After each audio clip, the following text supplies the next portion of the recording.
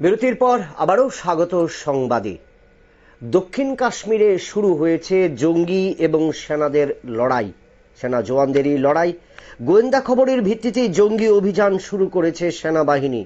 কারণ পেহেলগাম হত্যাকাণ্ডের 4 জঙ্গি এখনো অধরা, তাদের তল্লাশি চলছে। এবং গত 22শে এপ্রিল পেহেলগাঁও হত্যাকাণ্ডের সাথে যুক্ত 4 আতঙ্কবাদীর কিন্তু এখনো হদিশ পায়নি। ইতিমধ্যেই দক্ষিণ কাশ্মীরে শুরু হয়েছে জঙ্গি এবং জওয়ানদের লড়াই। গোয়েন্দা খবরের ভিত্তিতেই এই জঙ্গি অভিযানে নেমেছে সেনাবাহিনী। বিস্তারিত জানবো আমাদের প্রতিনিধি সম্রাট। সম্রাট, কি জানা যাচ্ছে যে দক্ষিণ কাশ্মীরে শুরু হয়েছে জঙ্গি এবং জওয়ানদের লড়াই? কি খবর রয়েছে বলো।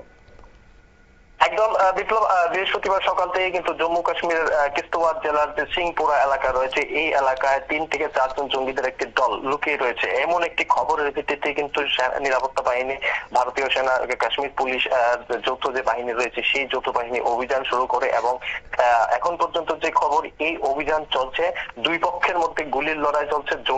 জঙ্গিরা তাদের আত্মরক্ষায় যেরকম গুলি চালাচ্ছেন, পাল্টা জবাব দিচ্ছে ভারতীয় সেনাবাহিনী। দেখো, 22 এপ্রিল পেহেলগাম জঙ্গি হামলার পর থেকে গোটা জম্মু কাশ্মীর উপত্যকা সন্ত্রাস দমনের যে অভিযান, সেই অভিযানে জোর দেওয়া হয়। টানা চিরুনি তল্লাশি চলছে গোটা উপত্যকা জুড়ে।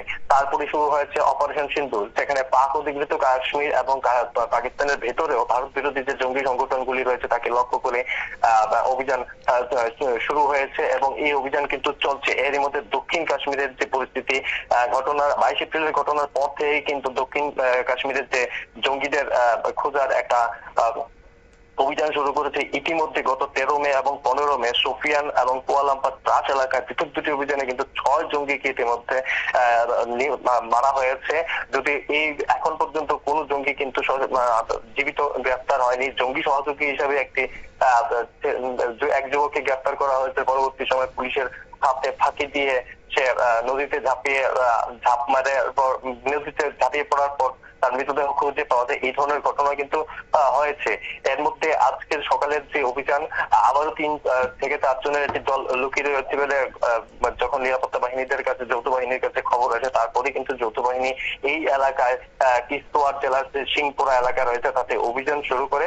এখন পর্যন্ত সে কিন্তু অভিযান জারি রয়েছে। যে বর্তমান যে পরিস্থিতিতে সেই সম্পর্কে এখনো কোনো খবর নেই বা পরিস্থিতির সম্পর্কে সেনাবাহিনীর তরফে এখনো কিছু জানানো হয়নি। সূত্র মারফত যে খবর, অভিযান চলছে এবং এই অভিযান কিন্তু কাশ্মীরকে সন্ত্রাস মুক্ত করার আগ পর্যন্ত কিন্তু চলতে থাকবে। বিপ্লব। সম্রাট, একটা জিনিস জানতে চাইব যে সন্ত্রাস মুক্ত জম্মু কাশ্মীর চাইছে প্রশাসন, সেই ক্ষেত্রে প্রতিনিয়ত বারবারন্ত দেখা যাচ্ছে যে সেখানে জঙ্গি সেনা, পাকিস্তানি জঙ্গিরা সেখানে ভারতে প্রবেশ করছে এবং গোয়েন্দার খবরের ভিত্তিতে সে জঙ্গি অভিযান শুরু হয়েছে। তুমি যে কথাটা বললে, সেই জায়গাতে আজকে কতটুকু তাদের সফলতা পেয়েছে? এবং এই গোয়েন্দা খবর কি আজকেই ছিল, না গত কয়েকদিন ধরে সেখানে গোয়েন্দাদের কাছে সেই খবর ছিল? দেখো, অপারেশন পেহেলগাম কাণ্ডের পর যে পাল্টা যে অভিযান, সেই অভিযান নিয়ে কিন্তু ভারতীয় সেনাবাহিনীর এখন পর্যন্ত যতগুলি উদ্যোগ নেওয়া হয়েছে, কোনো উদ্যোগে কিন্তু কোনো ধরনের ভুল ত্রুটি কিন্তু সমালোচনা এখনো হয়নি। প্রত্যেকটি পদক্ষেপ সেনাবাহিনীর যথোপযুক্ত ছিলই বলে কিন্তু বিশেষজ্ঞদের অভিমত। 22 এপ্রিলের ঘটনার পর থেকেই কিন্তু জম্মু কাশ্মীর জুড়ে কিন্তু চিরুনি তল্লাশি শুরু হয়। প্রাথমিক তদন্তের মানে হিসাবেই কিন্তু এই তল্লাশি শুরু হয়েছে। এবং যে বিষয়টি রয়েছে, তোমার গোয়েন্দা সূত্রে খবর, গোটা কাশ্মীরেই কিন্তু গোয়েন্দারা সতর্ক রয়েছে, প্রতি মুহূর্তে খবর উঠে আসছে। এবং আজকের যে ঘটনা, সকালেই খবর চলে আসার পরে কিন্তু সঙ্গে সঙ্গে এই অভিযান শুরু করা হয়। এবং যে কাশ্মীর যে অপারেশন সিন্দুর, সেই সিন্দুরও এখনো জারি রয়েছে। আর তাছাড়া যে কাশ্মীরের যে অংশটিতে বর্তমানে সেনাবাহিনীর অভিযান করছে, সেটি হচ্ছে পাক অধিকৃত কাশ্মীর ছাড়া ভারতের অধীনে যে কাশ্মীর রয়েছে, সেই কাশ্মীর এলাকায় কিন্তু এই অভিযান চলছে। তবে এখন পর্যন্ত এই যে ঘটনা, মূলত পেহেলগাম হামলার যে 4 জন জঙ্গি জড়িত বলে একটি ছবিও প্রকাশ করা হয়েছে সেনাবাহিনীর তরফে, সেই 4 জনের কিন্তু কোনো হদিশ এখন পর্যন্ত পাওয়া যায়নি। আর যে তুমি সীমান্ত বিষয়টি যে তুলে ধরেছো, সীমান্ত কিন্তু 6-7 মের মাঝরাতের পর থেকে কিন্তু সীমান্তে মূলত 22 এপ্রিলের পর থেকেই কড়ানির সতর্কতা অবলম্বন করা হয়েছিল।